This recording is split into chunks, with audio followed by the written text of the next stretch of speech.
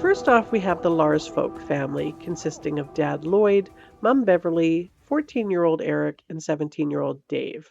Now, there is two other siblings in the family, Lori and Tim, but they are never really mentioned anywhere in the story. I only found out about them from an obituary that I had read. And then we have the McCormick family, Dad John Sr., Mum Joyce, 16-year-old John Jr., and 13-year-old Kim. The Larsfolk family was originally from Fort Erie, Ontario, and had relocated to a farmhouse on Horseshoe Hill Road in Caledon, which is about 10 kilometers northeast of Brampton and maybe about 1.5 hours drive from Fort Erie, and technically a part of the Peel district. In the summer of 1981, when Eric was 14 and was to start grade 10 at Mayfield Secondary School, which runs from grades 9 to 12, Dave, his older brother, was 17 at the time and about to enter his last year of high school or had just finished high school. I'm not sure which of those it was. Caledon is a fairly small region, but not one without its tragedies. In May 1970, two nurses were found murdered in their homes there, and in 1999, DNA was traced to a Ronald West, who was a former Toronto police officer. But for the most part, there wasn't a lot going on of a sinister sort, at least that was known about at the time.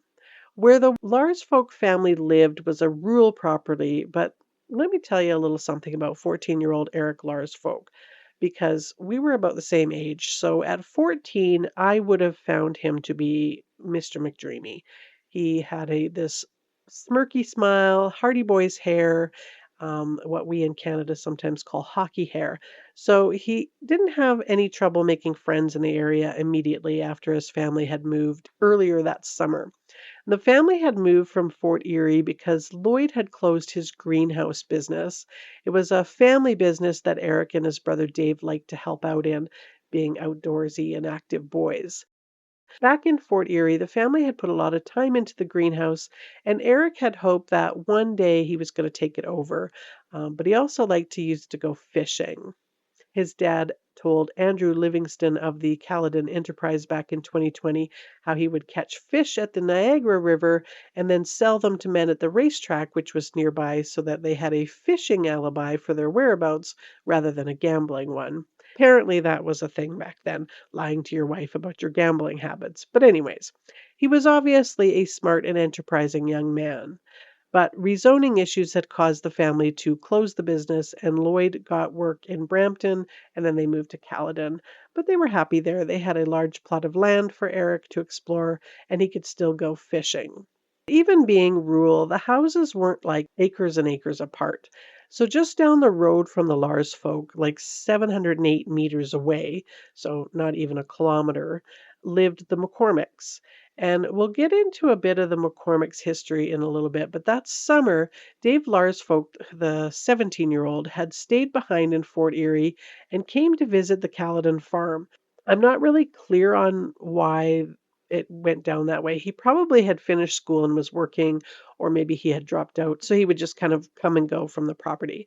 And when he was around, he had made friends with the McCormick's 16-year-old son, John Jr., and Eric had met and started to hang out with Kim McCormick on those summer days.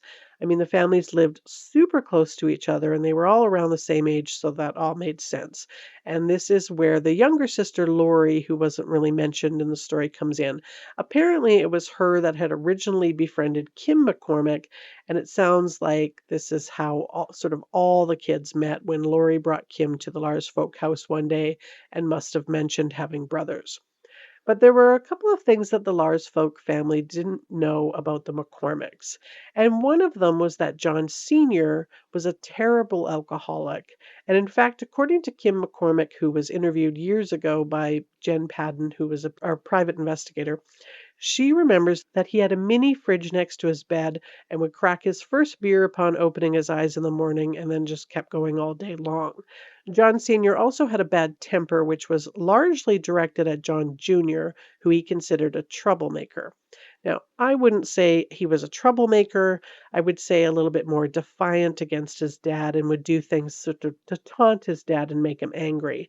And one of his favorite things to do to get his dad all riled up was to drive what the family called the farm car around the property, doing donuts and basically just kind of ripping up the grass. And this car that was referred to as the farm car was an old beat up black Chevy. And this car was interesting because John Jr. didn't have the keys for it, but you could hotwire it, something that Dave Larsfolk actually taught him to do. And it took two people to do it. According to Dave, quote, that was his favorite because it did run, but he didn't have the keys for it. They'd been missing. I had a dune buggy before when I lived in Fort Erie, and the only way to start that was by jump starting it because there was no ignition in the thing. So you just attach the wires and then you put a screwdriver between the two terminals of the starter and it started it. It made the starter work and then the engine would run. End quote. Anyways, this infuriated his dad to no end, as did the fact that John Sr. would often holler and yell at John Jr. from the front porch of his house, and John Jr. would just give him the finger and carry on with what he was doing. John Jr. wasn't really into school, but he was remembered as being a down-to-earth kid that was good at working on old cars and, like Eric, also enjoyed fishing. Something remembered by Lloyd was that the day that they moved into the white farmhouse on Horseshoe Hill, there were 6 to 8 police cars on the McCormick property, which coincidentally was a day that comes back to the story later. But John Jr. did have a close and good relationship with his Uncle Michael and Aunt Darlene and their baby girl Sarah, who lived nearby, and he would spend a lot of time with their family to get away from his own turbulent relationship with his father. Darlene remembers John Jr. very fondly with a glowing personality and common sense. John Jr. also had a good and loving relationship with his mom, Joyce. That summer, Dave Larsfolk remembers hanging out with John Jr., who was quickly becoming one of his best friends. They would ride around in the farm car and sneak beers from John Sr.'s mini fridge. Dave remembers the McCormick's house as being a bit odd. The bedroom with the mini fridge in it was carpeted, as in walls and ceiling and all. By late August, a few events came together to kind of twine the families together. Number one, Dave Larsfolk, who had come home for a bit and was hanging out during that time with John Jr., went back to Fort Erie for a weekend to visit friends. Now, nobody had phones on these properties, not even like home phones, which is what we used to call landlines, in case you were wondering. So you didn't make plans by calling each other. You had to actually stop by someone's house.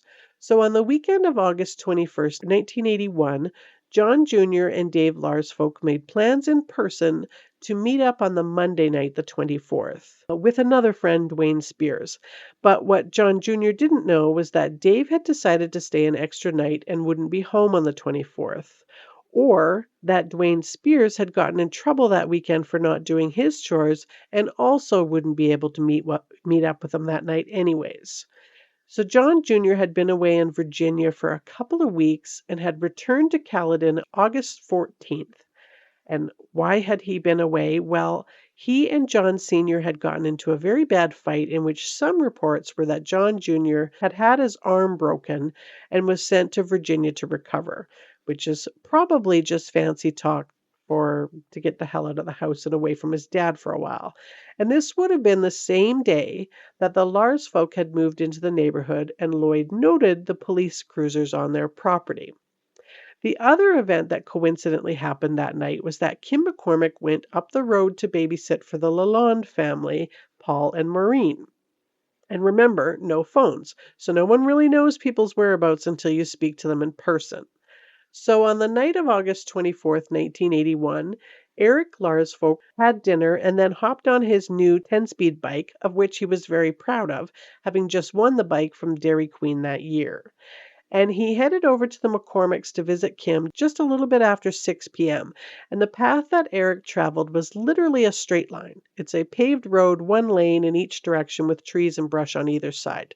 There are some power lines, but it doesn't look like there were street lights.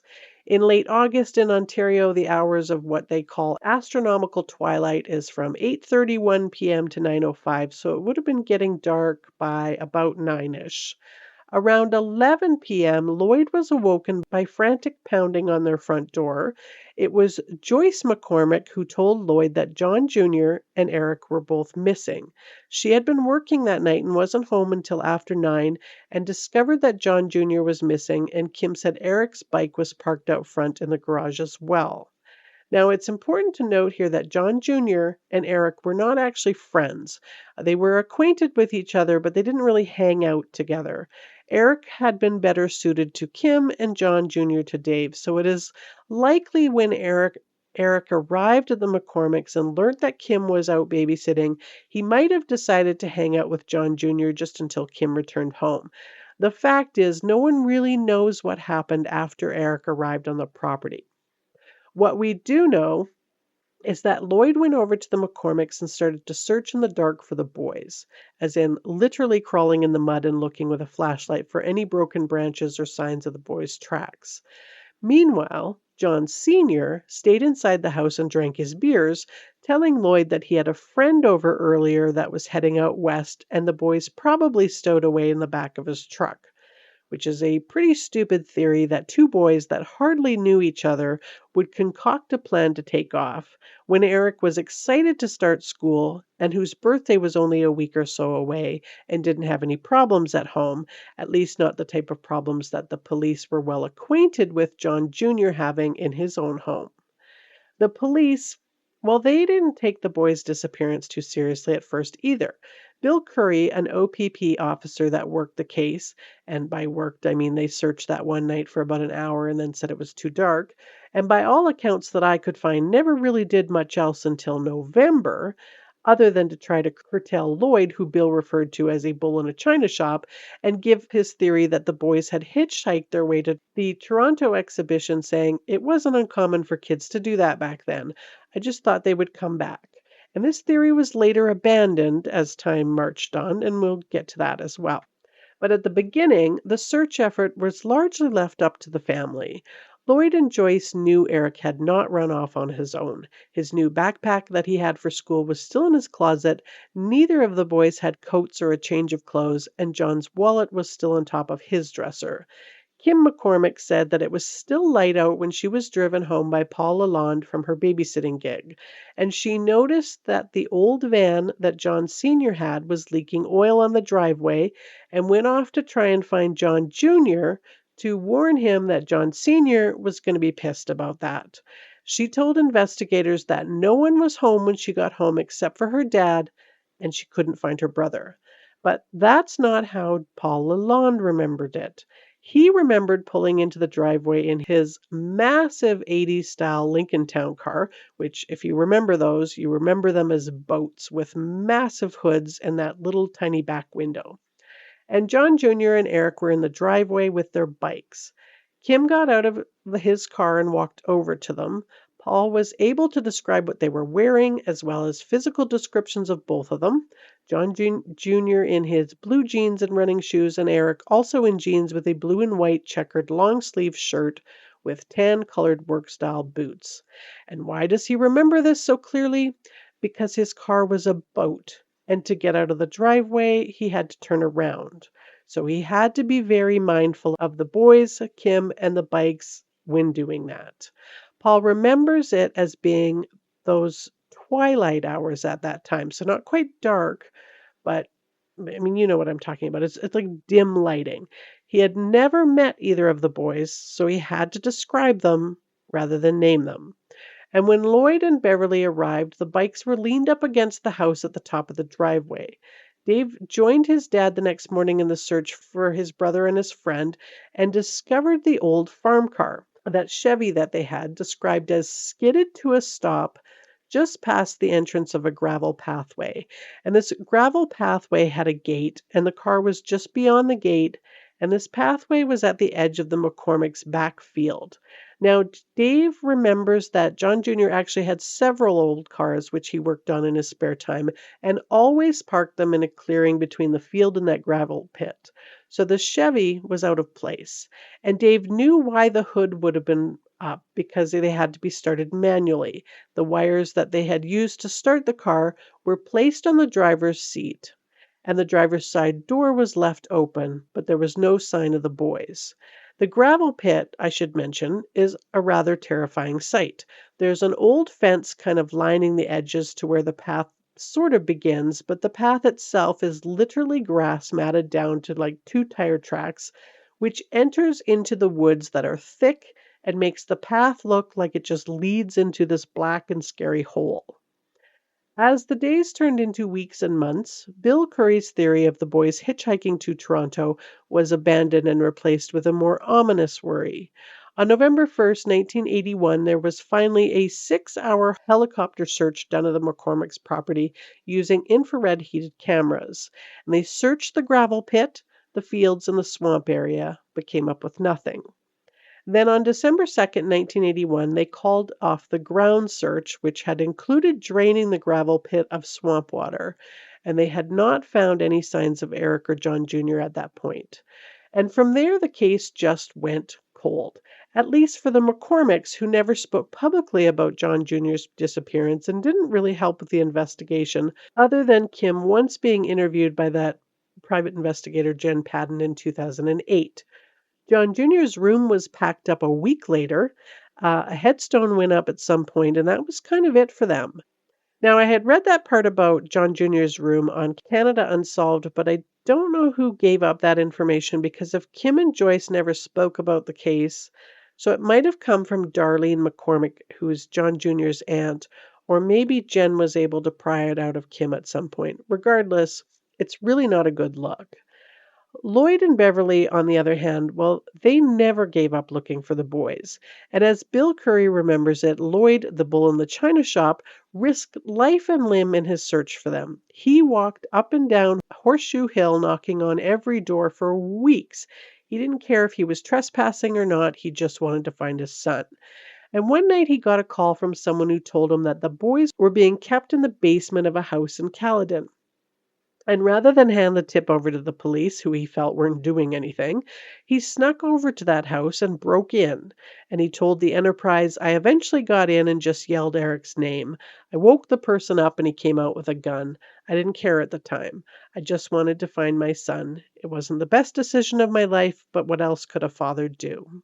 Beverly unfortunately died in 2000, and Lloyd moved into a small apartment in Brampton, but continued to walk the McCormick property about once a week for years, even after the McCormicks had divorced and moved away and the property was sold to Sarah Graham. When he was 81, he was interviewed for the Caledon Enterprise, and he said, "I just want to know what happened to my son before I die." And he had even worked with Child Find Canada and even psychics. But unfortunately, Lloyd passed away on August 30th, 2021, so he never did get his answers. Now, besides the obvious suspect here of John Sr., there were actually two others that I just want to talk briefly about. Not because I think they're guilty necessarily, but neither one of them are worth protecting their identities. The first one is likely not really a suspect in this case, but he's a complete skee-ball, so we're going to talk about him. Robert Lewis. Good old Bob Lewis was a police officer working out of Caledon for the OPP from about 1967 to 1997 when he retired. But in 2006, several men came forward claiming that he had sexually abused them as teenagers while he was on duty in his police cruiser. He was a big guy, well over 6 feet tall, and used intimidation of his position to victimize them. Horseshoe Hill was one of his hunting grounds. He was convicted of 19 charges of sexual assault of minors. And Jen remembers Kim mentioning his name during one of their conversations, but she later recanted and said that she'd never heard of him. Then we have George McCullough. He was another skee-ball and he's a friend of John Sr.'s. He lived in a rundown house in Hockley Valley and was one of those plots of land Stephen King novels are made of, with sinkholes, abandoned wells, and all kinds of places to hide bodies. Hockley Valley is about 20 kilometers north of Horseshoe Hill. George was also a complete asshole. He worked sometimes as a mechanic and did some odd jobs for John Sr. Kim and Joyce called him the Weasel. Sarah Graham, who bought the McCormick property, said of him, "He was an awful guy, yeah, but a drunk." So was John McCormick, though. John Sr.'s dad was a drunk, but he was a nice drunk. Everybody liked him at the dances, but not John Sr., his son, no way. George was known about town as a scary guy, and rumors were that he had burned down his girlfriend's house with her in it. In July 1999, the 46-year-old was convicted of animal cruelty when he tied his 1-year-old Rottweiler Nikita to the back of his truck and dragged her for 1.3 kilometers at one point getting out of the truck to make Nikita, who had collapsed, get back up and kept driving. His trial a month later was attended by an angry mob of spectators. He died a year later of throat and lung cancer, and no one really cared. But they weren't really ever able to link him to Eric and John. Lloyd did tell OPP officers that he saw George on the McCormick's property, telling them that his truck was parked next to the barn on the night that they started searching, and the next morning it was in a different spot and covered in red clay dirt. Darlene had said that she had a call from somebody telling her to watch out for Sarah, her daughter. She thought it sounded like it could have been George. John Sr. owned an auto body shop on Hockley Road, which is really more of a tax shelter and a place for the pair to drink, according to what Kim had told the PI, Jen Padden. She also said that her dad had given George his credit card to fill up the truck with gas the day after the boys disappeared. And there was a rumor that George took a front end loader off of the property the night of August 24th. As far as anyone knows, George's property was never searched for the boys, and the speculation is that George is the friend that John Sr. referred to with the theory that the boys had hid in the back of his pickup truck and took off in. In the fall of 2010, Detective Andy Karski reopened the case and searched the McCormick property again, this time with ground penetrating radar, paying close attention to the cement floor of the barn, which apparently had been poured not long after the boys disappeared. But again, they turned up nothing. Bill Curry said in 2020 that George had been thoroughly investigated, stating everything you think one would do was done. The suspect list was very short and still is. We thoroughly looked at everyone who was close to the boys. But I think the biggest suspect here is John Sr. McCormick. Normally, I don't actually assume that a disappearance is a murder, but in this case, I think too much points in that direction. John Sr. unfortunately died, fortunately or unfortunately, died of cirrhosis of the liver on October 15th, 1987. Joyce had divorced him the year before, and Darlene tried to get information about that night out of Joyce, but she wouldn't talk about it. She was at work that night, so I don't think she knows much. Darlene's take was that she was scared, and Darlene died in 2012. I personally think that the 6 years or so that John Sr. was alive after John Jr. and Eric's disappearance, it makes sense that during that period no one would have talked to anyone or cooperated with the investigation on the McCormick side. I believe John Sr. would have been a pretty scary guy, and I think I'm kind of hinting that John Sr. killed those boys. Probably John Jr. in a rage and Eric to get rid of a witness. And maybe even until 2000 when George died, because he might very well have been the one tasked with getting rid of the bodies. But if Kim knew anything more, I think she would have said something, and she might have given all the information that she already did have to the police already. Police are still pretty close-lipped about this case because it's still technically open, which is why I normally don't like to do cold cases, because the police almost always have more information than we do, and everything is always speculation. Even what witnesses say, really.